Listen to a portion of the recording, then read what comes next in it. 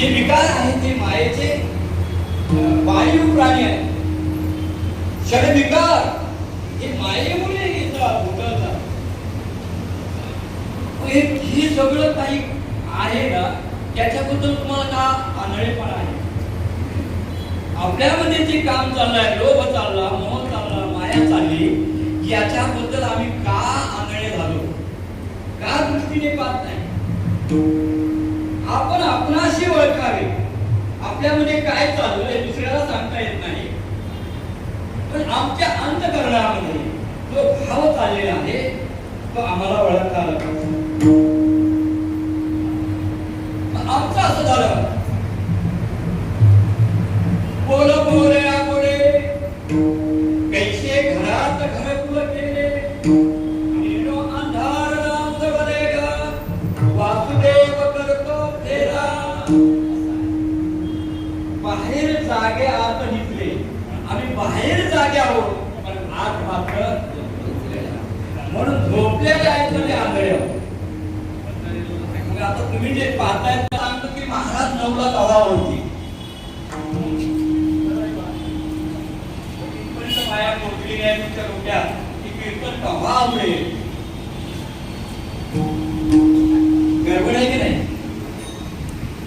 चिंतायचं ना काळाला, मायेला काय करावं? मायेला धारा देऊ,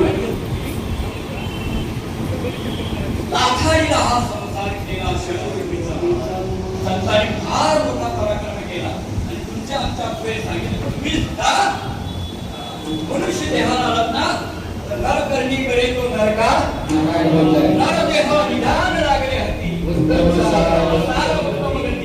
देवाची भूपनती ते होती तरी का चित्तीला धरावे. तुम्हाला देव होता येतं इथपर्यंत साधना आहे, इथपर्यंत योग आहे, इथपर्यंत भक्ती आहे, मग ती कळायची का नाही आपल्या हातात. मग का कळत नाही? आळशी मदमती देवी करे नाथ महाराज म्हणले, दोन लोक करत नाही, जो आळशी आणि दुसरा त्याची बुद्धी मायेने खाऊन टाकली, तो मनुष्य करू शकत नाही.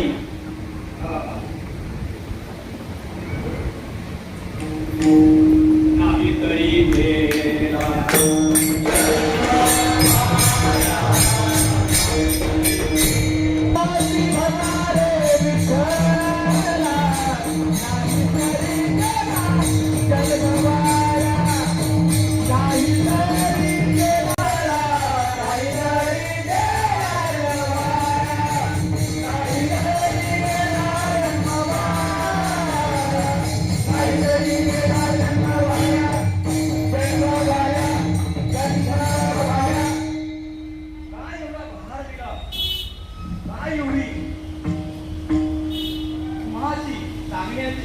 गरज पडली, कारण हा वाघूचा जन्म पावती हे तो न गेले नाही आले माणूस.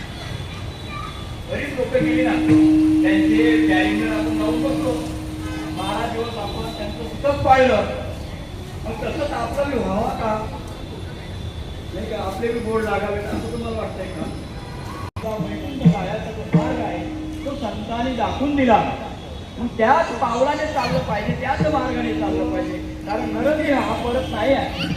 माणूस हा ती जन्म पावती, भोगिले सुख दुःख राहण्याची, हे तो न घडे सायाची.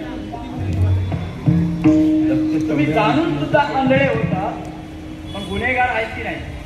काय होईल मग? लक्ष 84 न तुके फेरा, गर्भवासी यातना पोरा, जाऊन पडशी